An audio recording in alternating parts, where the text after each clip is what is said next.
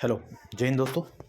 स्वागत है आपका फिर से हमारे इस यूट्यूब चैनल में जिसका नाम है सीजी नॉलेज विद डीके में। ओके, आज हम जो है छत्तीसगढ़ पर्यायवाची जो हिंदी भाषा का जो शब्द है उसमें हम देखेंगे। आज पर्यायवाची शब्दों के बारे में डिटेल करेंगे।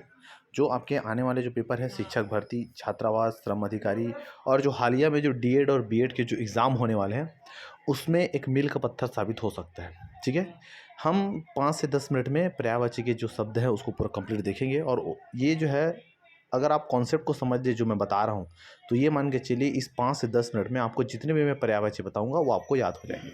कुछ इसमें जो हम टर्म्स देखेंगे वो रहेंगे, कुछ आपको रटना पड़ेगा और कुछ चीज़ ऐसे हैं जो आपको समझना पड़ेगा। कॉन्सेप्ट समझ लिए तो बहुत अच्छी बात है, नहीं समझे तो और बहुत अच्छी बात है। ठीक है, चलिए देखते हैं।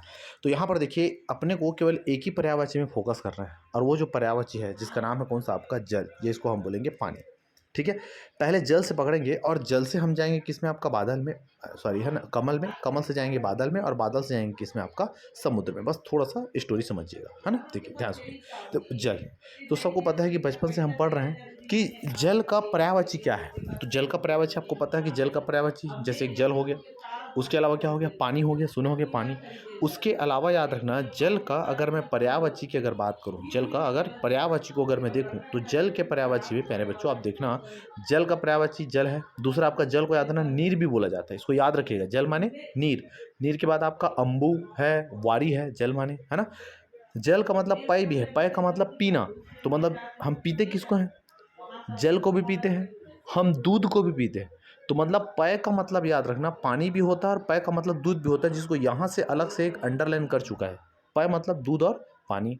उसके अलावा अगर आप देखेंगे, है ना, जल का पर्यायवाची में तो क्या है, एक है मोस्ट इंपॉर्टेंट जिसका नाम है आपका सलील है।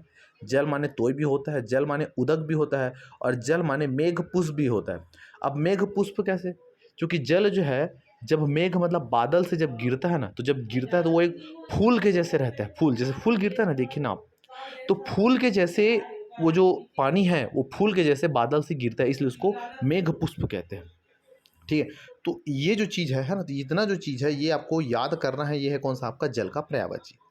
अब इससे कमल में कैसे जाएंगे, थोड़ा ध्यान से सुनिएगा, है ना। थोड़ा कमल में कैसे जाएंगे, देखिए। अब देखो कमल, कमल मतलब आपको पता है ना, फूल जो लक्ष्मी पूजा में हम चढ़ाते हैं वो कमल है। अब यहाँ पर ये जो कमल है ना, इस ये कमल कहाँ आता है, कहाँ से उगता है कमल। तो कमल की बात करोगे तो कमल आपका उगेगा कहाँ से, आपका जल से, है ना। पानी में ही तो उगता है, कीचड़ में उगता है, तो कीचड़ में क्या है, पानी है। तो कमल मतलब जो जल में क्या होता है, जन्म लेता है, उसको हम क्या बोल सकते हैं शॉर्ट में समझने के लिए, जन्म मतलब कमल। अब देखो, तो जल है, तो जल से जन्म लिया ना ये, तो अपने क्या करना है, जल के जितने भी पर्यायवाची है उसमें अपने को जोड़ना है ज। ठीक, जैसे जल में जोड़ोगे ज तो जलज माने क्या हो जाएगा आपका, कमल हो जाएगा। दूसरा जो नीर है, नीर में ज जोड़ूंगा तो क्या हो जाएगा, नीरज माने आपका कमल हो जाएगा। अम्बु में ज जोड़ूंगा तो क्या हो जाएगा, अम्बुज माने कमल हो जाएगा। वारी में मैं ज जोड़ूंगा तो क्या हो जाएगा, वारिज माने कमल हो जाएगा। पय में क्या जोड़ूंगा ज, तो पयोज माने क्या हो जाएगा आपका, कमल हो जाएगा। समझ रहे हैं बात को, है ना। ओके, दूसरा आपका ये हो गया, इतना याद हो गया होगा थोड़ा कॉन्सेप्ट। उसके अलावा कुछ कुछ चीज़ों को आपको पकड़ना पड़ेगा। जैसे एक पकड़ना है सतदल। सतदल क्यों, क्योंकि कमल में देखोगे तो 7 दल होते हैं। बायोलॉजी में आप पढ़े होगे दल पुंज, बाह्य पुंज, समझ रहे हैं बात को, है ना। तो दल का मतलब होता है उसमें 7 दल होता है, याद ना, जिसकी पंखुड़ी होता है ना उसमें 7 होते हैं। बाकी फ्लावर में देखोगे तो 5 होता है, लेकिन कमल में 7 होता है, इसलिए 7 दल बोलते हैं। जल जात मतलब जल में ही क्या हुआ है आपका, उसका जन्म हुआ है। दूसरा आपका पंकज, पंक माने क्या होता है, कीचड़, और पंक में मैं जोड़ूंगा अज, मतलब जो कीचड़ से जन्म लेता है उसी को क्या बोलेंगे, पंकज। जिस है ना, तो ज माने पंकज माने भी क्या होता है आपका, कमल। सरोज, सर का मतलब क्या होता है, सर का मतलब होता है आपका एक तालाब या सरोवर जिसको हम बोलते हैं। तो सरोज का मतलब क्या होगा, सरोज का मतलब भी क्या होता है आपका, कमल होता है। तो इतने चीज़ों का आपको याद रखना है। उसके बाद एक्स्ट्रा जो आप चीज़ों को आपको पकड़ना है, जिसमें एक है, देखो ये सर का मतलब सरोवर होता है, नदी, लेकिन इस सर का मतलब याद रखना क्या होता है आपका, बाण। ये छोटे छोटे चीज़ों को आपको पकड़ के रखना है। ठीक है, ओके। दूसरा दूसरा अरविंद माने भी याद रखना क्या होता है, कमल होता है। और नलिन मतलब भी क्या होता है आपका, कमल होता है। ये जो कुवला है, कई बार पेपर में पूछा है, कुवलय, कुवलय का मतलब क्या होता है, तो कमल। राजीव माने कमल। 5 बार 6 बार 7 बार बोलेंगे, ऑटोमेटिक आपको याद हो जाएगा। एक दिन में इतना को टारगेट रखिए, ऑटोमेटिक याद हो जाएगा। ठीक, ओके। दूसरा दूसरा हम देखेंगे कंज माने भी क्या होता है आपका, है ना, कमल होता है। अब्ज माने भी क्या होता है आपका, कमल होता है। उत्पल माने कमल, ध्यान से सुनिएगा यहाँ पर हम देखेंगे, अगर देखोगे तो यहाँ पर थोड़ा से गौर कीजिएगा आप लोग, है ना जी। उत्पल माने क्या होता है, उत्पल माने होता है कमल, लेकिन ऊपल माने क्या होता है, तो ऊपल माने होता है, याद रखना आपका, पत्थर होता है ना। तो दोनों को अंडरलाइन कीजिएगा आप अच्छे से, ठीक है जी। दूसरा चीज़ अगर मैं बात करूँ, है ना, दूसरा चीज़ अगर हम देखें तो यहाँ पर कमल, अलग अलग प्रकार के कमल होते हैं। आपने सफ़ेद कमल देखा होगा, है ना जी, नील कमल देखा होगा, लाल कमल देखा होगा, नीले कलर का भी कमल का फूल रहता है। तो जो श्वेत कमल है, सफ़ेद कमल है, उसको हम बोलते हैं पुंडरीक, इसलिए कभी भजन कीर्तन सुने होंगे, है ना, वक्रतुंड महाकाव्य, है ना, तो उसमें जब देखोगे तो पुंडरीक करके एक वर्ड आता है भजन कीर्तन में, तो पुंडरीक का मतलब होता है सफ़ेद कमल। इंदिवर का मतलब होता है नील कमल, और लाल कमल का मतलब होता है कोकनद। तो मतलब जो हम लोग लक्ष्मी माता में जो फूल को चढ़ाते हैं लाल वाला, उसको कोकनद बोलेंगे, कोकनद। ओके, ये दूसरा वही है। तो मतलब यहाँ पर क्या हुआ, जो कमल से जो जन्म लिया है ना, तो ये सब चीज़ इतना हो गया, ठीक है। कुछ चीज़ हेडेक रहा होगा, लेकिन थोड़ा से दिमाग लगाएंगे, कॉन्सेप्ट लगाएंगे, तो ऑटोमेटिक इतना सब आपको याद आ गया होगा, ठीक है। और जल से बहुत सारे चीज़ उत्पन्न होते हैं, जैसे मोती है, सीपी है, मछली है ना, शंख है, ये सब क्या है आपका कमल। और एक चीज़ और याद रखिएगा, कमल याद आना कौन सा शब्द है, तो कमल एक योग रूढ़ शब्द है। क्या है योग रूढ़ शब्द, ये सब बताएंगे आपको, ठीक है। तो ये हो गया जल, और एक हो गया आपका कमल, ठीक है। दूसरा हम देखेंगे कौन सा आपका, बादल, है ना, बादल। अब थोड़ा दिमाग लगाइए, बादल मतलब जो आसमान है।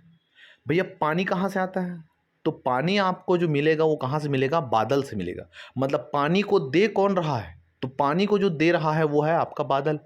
तो जो जल के जितने भी जो पर्यायवाची हैं, जल के जितने भी पर्याय, जैसे जलज, नीर, अम्बु, जल, नीर, अम्बु, वारी, पय, तोय, समझ रहे हो जी। इसमें हमको द जोड़ना है, बस द जोड़ देंगे तो वही जल का जो पर्यायवाची है वो बादल का। जैसे जल में मैं द जोड़ूँ जलद, नीर में द जोड़ूँ नीरद, अम्बु में द जोड़ूँ अम्बुद, वारी में जोड़ूँ वारिद, पय में जोड़ूँ पयोद, समझ रहे हो, है ना, ये सब है। तो इसमें अपने को द जिसमें जोड़ दें तो पूरा पानी का बन जाएगा आपका बादल। ज जोड़ दिए तो जल का पूरा पर्यायवाची बन जाएगा कौन सा आपका, कमल, ठीक है। बादल, मेघ तो आपको पता है, मेघ मतलब बादल होता है। जलधर, जल को कौन धर के रखा है, तो जल को धर के रखा है कौन, आपका बादल, तो जलधर, ठीक है जी। दूसरा आपका घन बोलते, घना बोलते हैं ना, घना घना बादल है, तो आपका वही है, ठीक है। मोस्ट इंपॉर्टेंट जो आपके पेपर में पूछता है जिसका नाम है वर्तजन्य। वर्तजन्य मतलब क्या होता है, तो ऐसे चीज को आपको रटना पड़ेगा। वर्तजन्य का मतलब होता है कौन सा आपका, बादल है, ठीक है। ओके, यहाँ पर ये जो सब दिया है ब्रैकेट में, उसको लास्ट में डील करेंगे, इसको अपन, ठीक है। तो इतने को याद रखिएगा। अगला उसके बाद हम चलते हैं कौन सा आपका, उम्मीद करता हूँ कि कमल बादल हो गया होगा। अब हम देखते हैं पर्यायवाची जिसका नाम है कौन सा आपका, समुद्र। समुद्र का पर्यायवाची क्या है, देखो समुद्र में जाओगे तो ये भी जल है। समुद्र का मतलब आदमी समझ जाता है कि चारों ओर क्या है, केवल जल जल जल, इतना जल इतना जल। तो जहाँ बहुत सारा कोई भी चीज़ जब रहता है तो उसे हम बोलते हैं खजाना। और खजाना को बोलते हैं, याद ना क्या बोलेंगे, उसको हम बोलेंगे निधि बोलते हैं, निधि। तो निधि का मतलब होता है जहाँ कोई चीज़ बहुत ज़्यादा मात्रा में है, बहुत ज़्यादा मात्रा में, मतलब जल में अगर निधि जोड़ दिए, क्योंकि समुद्र में जो जल बहुत सारा रहता है ना, तो जल में अगर निधि जोड़ दूं तो क्या बन जाएगा, जल निधि। नीर में निधि जोड़ दूं तो क्या बन जाएगा, नीर निधि। अम्बु में निधि जोड़ दूं तो क्या बन जाएगा, अम्बु निधि। वारी निधि, वारिंद्र, समझ रहे बात को। पय में जोड़ूंगा तो पयो निधि, है ना, समझ रहे। तो ये जो सब चीज़ है सब किस में आ जाएगा आपका, समुद्र के पर्यायवाची में। जल निधि, वारी निधि, अम्बु निधि, है ना, वारिंद्र। देखो निधि का मतलब क्या होता है, खजाना, मतलब बहुत ज़्यादा। और एक होता है ना आपका इश, या हम इसको बोलेंगे इंद्र ही बोल सकते हैं। इंद्र का मतलब क्या होता है, स्वामी, है ना जी, जो उसका स्वामी है। तो भैया पानी का स्वामी कौन है, पानी का स्वामी कौन है, तो पानी का स्वामी है, दे तो रहा है बादल, लेकिन स्वामी बोलते हैं किसको, समुद्र को, समझ रहे। तो अगर मैं वारी में इंद्र जोड़ दूं, वारिंद्र। वारी में इस जोड़ दूं, वारिस। नीर में इंद्र जोड़ दूं, निरेंद्र या निरेंद्र या निरीश।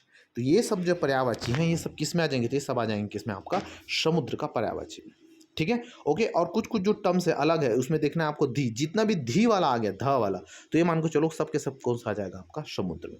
उसके अलावा कुछ महत्वपूर्ण है, और महत्वपूर्ण में हम देखेंगे तो क्या देखेंगे, सिंधु देख लिए, सागर देख लिए, रत्नाकर देख लिए, अर्णव देख लिए, मोस्ट इंपॉर्टेंट है अर्णव, अवधि, सरितपति, तोय निधि, पारावर, है ना। यहाँ पर याद रखना दो चीज़ है, याद रखना यहाँ पर देखोगे तो एक पर्यायवाची है जिसका नाम है आपका पारावर, और एक है आपका पारावत। पारावर मतलब आपका कमल, और पारावत मतलब होता है कौन सा आपका, कबूतर, ठीक है जी। तो इतने को याद रखना है आपको। तो उम्मीद करता हूँ कि सब जो चीज़ है वो समझ में आया होगा। ठीक है। अब हमको जो छूटा हुआ शब्द है उसमें देखेंगे, जैसे यहाँ पर आपका दिया है, यहाँ पर ध्यान से देखोगे तो यहाँ पर दिया है आपका रूढ़ शब्द, यौगिक शब्द और योग रूढ़ शब्द। रूढ़ शब्द का मतलब क्या है, जिसके टुकड़े कर देते हैं तो उस टुकड़े का कोई मतलब नहीं रहता। जैसे जल, अब जल को मैं दो भाग में तोड़ दे दूंगा तो दो टूटेगा, एक टूटेगा, ज अलग टूट जाएगा, ल अलग टूट जाएगा। तो भैया न ज का कोई मतलब है न ल का कोई मतलब है। ठीक है, तो ये हो गया रूढ़ शब्द। यौगिक शब्द किसको बोलेंगे, जो दो शब्द मिलकर कोई अर्थ देता है तो उसको बोलेंगे आपका यौगिक। योग रूढ़ मतलब अर्थ ना देके कुछ विशेष अर्थ देता है कोई भी चीज़, तब उसको बोलेंगे योग रूढ़। ये अलग से टॉपिक है, अब उसको हम डिटेल करेंगे। ठीक है, अगला अगला यहाँ पर हम देखेंगे, एक आपका आता है और छोटा सा, जिसका नाम है अम्ब। मतलब याद रखना, अम्ब मतलब होता है माता, लेकिन अम्बु मतलब होता है, याद रखना, आपका जल। अम्बक मतलब होता है आपका नेत्र, अभ मतलब होता है पानी या जल, और अभ्र मतलब होता है, याद रखना, आपका बादल। तो इतने चीज़ों को भी आपको अलग से सॉर्ट आउट करना है। ठीक है, तो उम्मीद करता हूँ कि ये समझ में आपको आया होगा। इसका जो नोट्स है, जो टेलीग्राम जो चैनल है मेरा, उस टेलीग्राम चैनल में मैं डाल दूंगा। इसका लिंक जो है नीचे डिस्क्रिप्शन में दिया हुआ है, आप टेलीग्राम चैनल में ज्वाइन करें और वहाँ जाके जुड़ लें। ठीक है, तो उम्मीद करता हूँ कि इस छोटे से वीडियो में आपको पर्यायवाची जो शब्द है ये याद हुआ होगा। डेली का डेली ऐसे ऐसे 10-10 15 मिनट याद करेंगे, आपको कब बहुत सारा याद हो जाएगा आपको पता नहीं चलेगा। ठीक है, तो मिलते हैं नेक्स्ट वीडियो में। ओके जी, ये पेपर के लिए बहुत इंपॉर्टेंट है, तो उम्मीद करता हूँ कि आप इसको गौर करेंगे। ठीक है, तो नए वीडियो में देखेंगे, तब तक के लिए जय भारत, जय छत्तीसगढ़, नमस्कार।